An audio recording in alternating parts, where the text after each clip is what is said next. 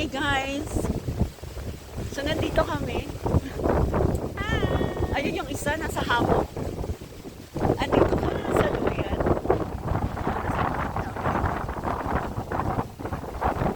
Look at the back. Look at the background. Ganda, di ba? Balik na rin. So there. Ayan ang aming view. Medyo mahangin and I'd like to take the tour kasi kanina umuulan talaga sa biyahe namin eh. Ngayon wala na eh. Oh, chill. It's just a chill day. Diba? Lalo na yung madam ko. Oh, chill lang. Ayun pa yung isa. Oh.